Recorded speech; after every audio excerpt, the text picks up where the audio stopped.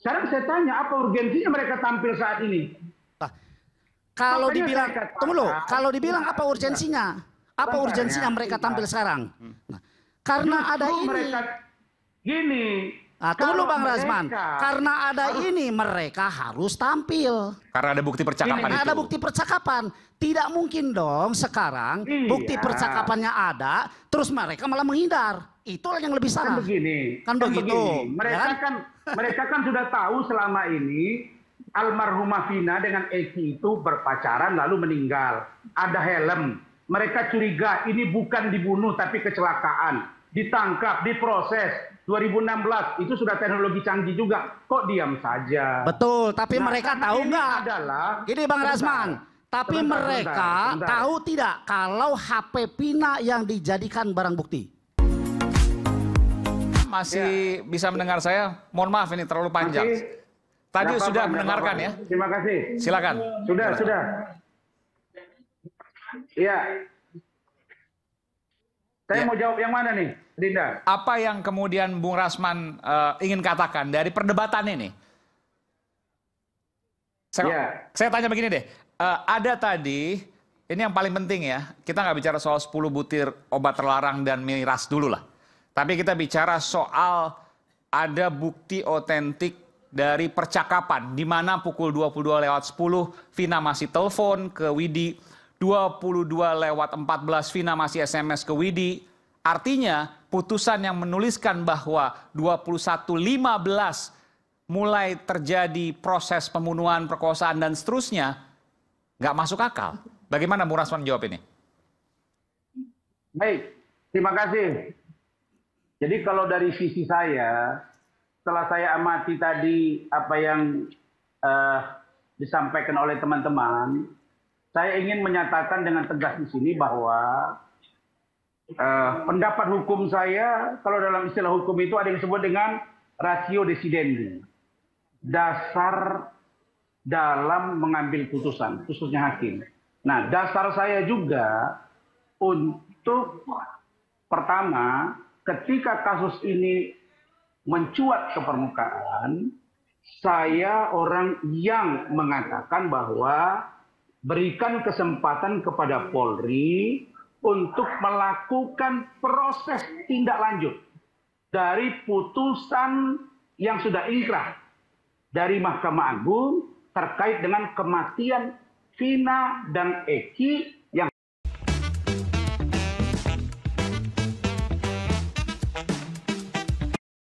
pembunuhan dan pelakunya dihukum seumur hidup, lalu kemudian 3 orang DPO.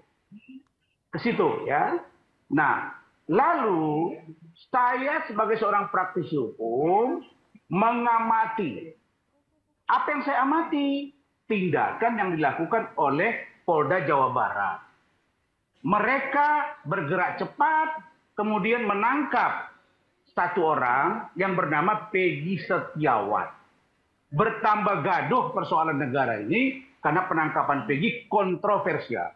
Lalu pengacaranya mengajukan pra-peradilan dan dinyatakan proses tersangka, penggeledahan dan lain-lain dinyatakan tidak sah. Oke. Dari situ saya tetap mengatakan bahwa masih ada ruang bagi penyidik untuk melakukan pemeriksaan ulang apabila ditemukan novum baru.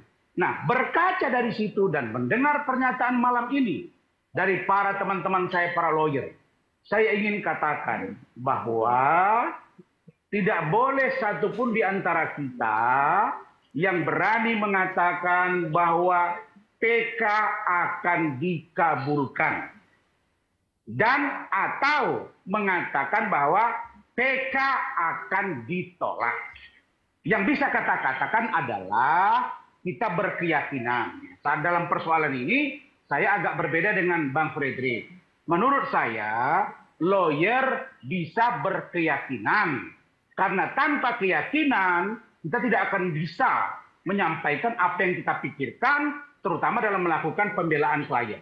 Maka, berdasarkan keterangan yang saya tangkap dari Pak Suroto selaku klien saya, dari Saudara Yosi Ahdian selaku pengacara almarhumah Vina dan almarhumah Eki diwakili oleh keluarganya. Berdasarkan putusan yang saya lihat, berdasarkan keterangan yang lain, konfirmasi saya kepada Polda Jabar, saya berkeyakinan bahwa telah terjadi proses pembunuhan terhadap almarhumah Vina dan almarhum Eki. Persoalan belakangan muncul, ada Mega, lalu ada temannya lagi, lalu kemudian ada pencabutan keterangan oleh Liga Akbar dan lain-lain. Itu hal yang muncul belakangan. Nah, pertanyaan saya, kenapa Anda baru sekarang menyuarakan itu? Sehingga muncul masalah sekarang, apakah ini peradilan sesat, mystery of justice, atau apa? Maka, menurut saya, kalau besok ternyata kematian Vina bukan pembunuhan, maka apa yang harus dilakukan? Dalam konteks hukum, kita harus bersepakat bahwa orang-orang yang selama ini mengetahui bahwa ada kejahatan yang berbeda. Dia bukan dibunuh, tapi Mega mengatakan masih komunikasi. Vidi mengatakan masih komunikasi. Liga Akbar mendiamkan. Maka orang-orang ini harus bertanggung jawab dengan putusan hakim yang sudah diduga sesat itu. Oleh karena itu, Pak Kapolri saya dapat informasi sudah membentuk tim yang masuk ke dalam. Kalau ternyata bahwa proses kematian almarhumah Vina dan Eki bukan pembunuhan, tapi kecelakaan lalu lintas, maka orang-orang yang telah membangun kebohongan di depan publik, lalu kemudian baru sekarang bersuara, termasuk Vina, termasuk Vidi dan Mega dan yang lain, harus diproses hukum. Kenapa? Karena mereka sesungguhnya tidak punya beban. Tidak ada teror kepada Mega. Tidak ada teror kepada Vidi. Kenapa sekarang dia bersuara? Kok tidak dari dulu? Anda kemana saja? Artinya Anda membiarkan kejahatan.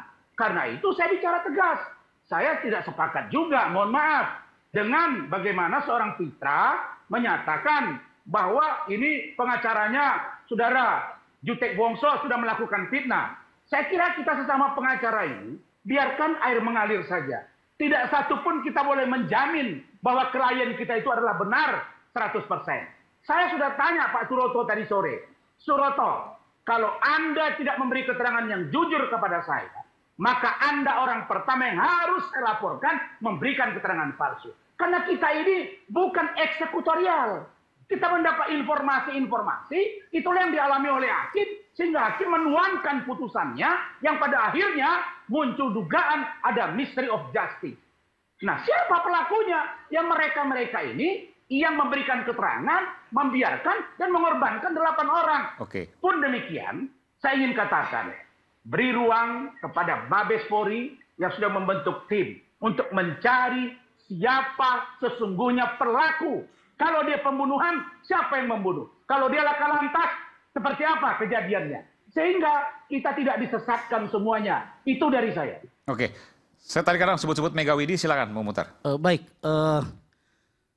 Dalam sejarah proses Vina dan Eki ini, baru kali ini saya sepakat dengan Bang Rajman. Jadi siap untuk diproses. Saya hormat buat Bang Rajman, tapi satu yang harus Bentar, Bung. Jadi kalau seandainya nanti putusan PK kemudian menetapkan bahwa ini memang pembunuhan, maka Mega dan Widi harus tanggung jawab. Itu yang disampaikan loh. Anda sepakat? Baik, jadi gini Mas Aiman. Pertama saya hormat kepada Bang Rajman. Kemudian yang kedua. Terima kasih. Ya, yang kedua. Kenapa Widi dan Mega baru muncul sekarang? Ya. Dan itu.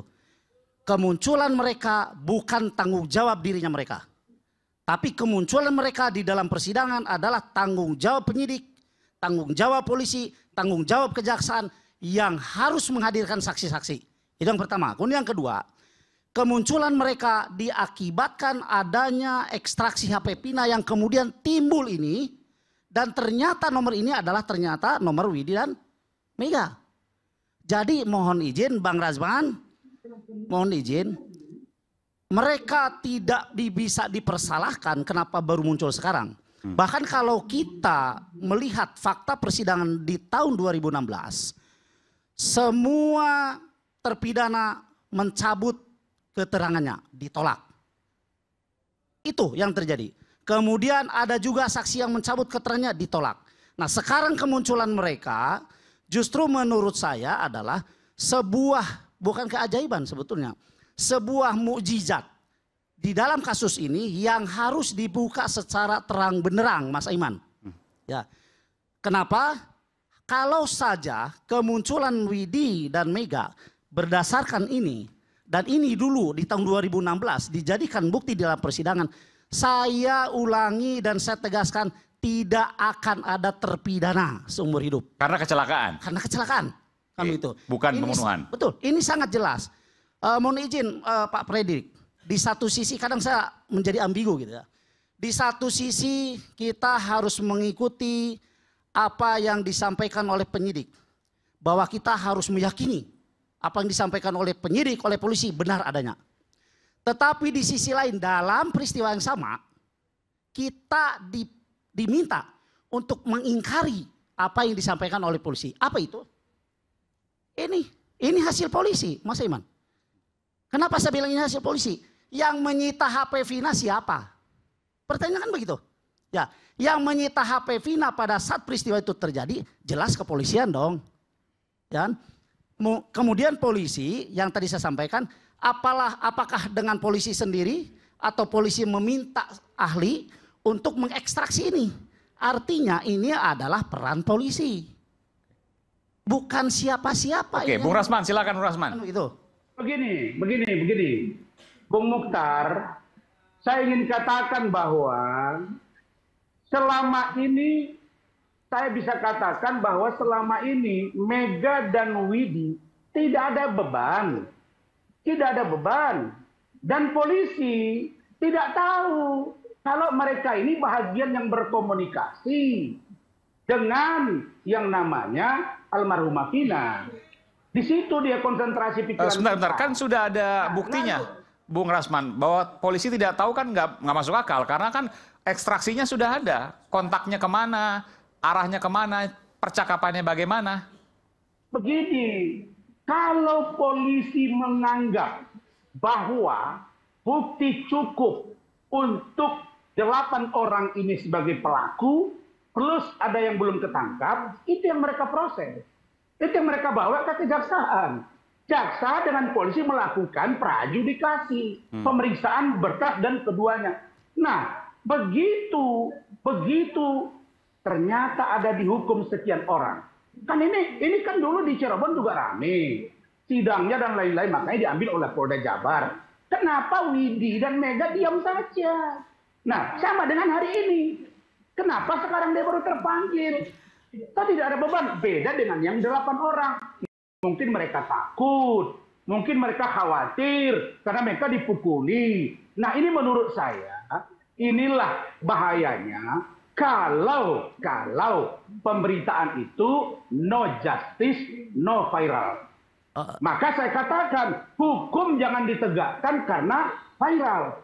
Hukum jangan ditegakkan karena publik opini. Hukum jangan ditegakkan karena netizen. Nah karena itu saya katakan bahwa seharusnya Mega dan Widi harus tampil pada waktu itu.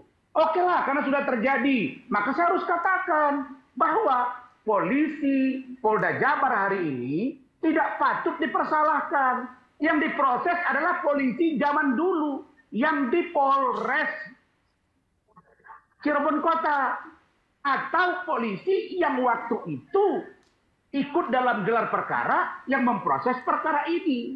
Tetapi perkara ini tidak sesungguhnya menjadi atensi sesuai dengan pengakuan Bapak Anton Carlyan selaku Kapolda. Lalu bagaimana solusinya? Solusinya adalah dari awal saya katakan lakukan audit investigatif. Dan sekali lagi saya katakan Polri, Mabes Polri telah menurunkan tim. Dan saya sudah tahu anggotanya ada beberapa orang sedang melakukan audit investigatif yang komprehensif. Maka saya katakan, kalau ternyata, saya dari awal mengatakan, ingat itu. Kalau ternyata polisi terlibat, kalau ternyata Ibtu Rudiana terlibat dalam proses yang bukan sesungguhnya terjadi. Tetapi diada-ada, merekayasa kasus. Maka proses orang yang tidak bersalah dihukum. Kenapa? Kasihan saya dengan Dirkrimum. Polda Jabar, dengan Kabid Humas Polda Jabar, dengan Kabidkom Polda Jabar, karena mereka menerima barang yang disajikan. Karena itu, saya dari awal katakan, kalau ternyata ada ketidakberesan, proses mereka. Yang penting bagi saya dari awal, Polri harus transparan dalam penegakan hukum untuk keadilan itu sendiri. Baik, itu. Ya, Bang Rasman, saya sekali lagi sepakat dengan apa yang disampaikan oleh Bang Rasman. Terutama dengan janganlah kita menjustifikasi polisi yang sekarang, kan begitu. Justru kemunculan berita atau kemunculan opini-opini kita ini, itu bagaimana caranya polisi yang sekarang bisa memflashback peristiwa 2016 dan mereka memproses polisi-polisi yang dulu. Itu yang pertama. Kemudian yang kedua, mau tidak mau saya harus tetap bersuara, Mas Aiman. Kenapa? Berkali-kali Bang Rasman menyebut tentang eksistensi daripada klien kami. Kami, terutama saya, tidak mau disebut bad lawyers karena membiarkan klien kami terancam secara hukum misalnya. Terancam secara hukum, ya. Atau mungkin secara moral dia merasa terintimidasi, ya begitu. Kenapa Widi dan Mega baru muncul sekarang? Yang tadi saya katakan, kemunculan mereka di dalam sebuah peristiwa itu tidak ada kewajiban buat mereka untuk menyodorkan diri. Kenapa? HP siapa yang disita oleh polisi, HP siapa yang diekstraksi oleh polisi, mereka tidak akan tahu. Karena peristiwanya pun mereka tidak tahu. Ya, ya. Kan begitu? Ya. Beda dengan orang yang bahwa HP si Anu yang disita oleh polisi. Iya, iya. Nah, kemudian si Anu. Oke, saya tanya dulu ke Bung Rasman. Bung Rasman, bagaimana kalau seperti itu? Kan nggak tahu mereka. Mereka belum tahu juga apakah mereka terkait atau tidak. Sekarang saya tanya, apa urgensinya mereka tampil saat ini? Nah, kalau dibilang, tunggu dulu. Kalau dibilang apa urgensinya? Apa urgensinya mereka tampil sekarang? Nah, karena ada ini. Gini. Nah, tunggu Bang Rasman, karena ada ini mereka harus tampil. Karena ada bukti percakapan itu. Ada bukti percakapan. Tidak mungkin dong sekarang bukti percakapannya ada, terus mereka malah menghindar. Itulah yang lebih salah. Kan begini. Kan begitu. Mereka kan sudah tahu selama ini almarhumah Vina dengan Eki itu berpacaran lalu meninggal. Ada helm. Mereka curiga ini bukan dibunuh tapi kecelakaan. Ditangkap, diproses. 2016 itu sudah teknologi canggih juga, kok diam saja. Betul, tapi mereka tahu nggak? Gini Bang Rasman, tapi mereka tahu tidak kalau HP Vina yang dijadikan barang bukti? Kan begitu, pertanyaan mendasarnya kan begitu. Ya kan? Sama dengan pertanyaan, dengan pertanyaan sekarang. Mereka tahu tidak kalau itu dijadikan barang bukti? Baik. Nah, sekarang pertanyaan saya, apa yang mendasari, apa motivasi Mega dan Widi tampil sekarang? Jadi gini, karena mereka tahu nggak kalau sekarang katakanlah begitu ya, tampil. Kan tadi yang saya bilang, setelah ini dicocokkan bahwa ini adalah nomor Widi dan nomor Mega, maka mereka mau tidak mau harus mengiyahkan apa yang tertulis dalam ekstraksi. Begini. Jadi muncul dulu buktinya. Tunggu dulu. Tidak mungkin Mega tidak tahu itu Vina. Tidak mungkin. Mereka berkawan, mereka bersahabat. Kewenangan menyita barang bukti itu ada di polisi, bos. Bukan ada di klien kami. Dari mana ceritanya? Pak, tolong dong disita HP saya. Nggak ada. Kewenangan, Mas Iman, kewenangan menyita barang bukti yang ada di dalam TKP atau yang berada di dalam tubuh korban atau pelaku itu sepenuhnya kewenangan polisi. Oke. Yang jelas satu Pak ya, ini sudah ada dalam berkas, sudah dipertimbangkan. Jadi tidak perlulah kita perpanjang lebar lah Pak. Tidak ada artinya. Karena datanya penting. Silakan. Saya ngomong dulu. Silakan Bung Rasman. Kalau sekarang Mega dan Widi tahu bahwa sudah ada barang bukti di polisi, sama dengan dulu mereka juga sudah tahu di proses hukum. Pertanyaan saya, ini waktunya sudah 2 bulan baru mereka nongol yang 2 ini. Karena ditengoknya, oh iya ya kita nebeng nih, kita bantu nih bahwa ini ada kejahatan. Saya yakin bahwa mereka berdua ini tahu bahwa handphone mereka itu harusnya ikut menjadi barang bukti. Tapi pertanyaan mendasar begini Bung Rasman, apa lebih lucu lagi kalau begitu. Sebentar. Saya ingin tanya kepada Bung Rasman, apa salahnya ketika mereka baru hadir saat ini? Jangan dijawab dulu, saya akan kembali saat lagi, tetap bersama kami di Rakyat Bersuara.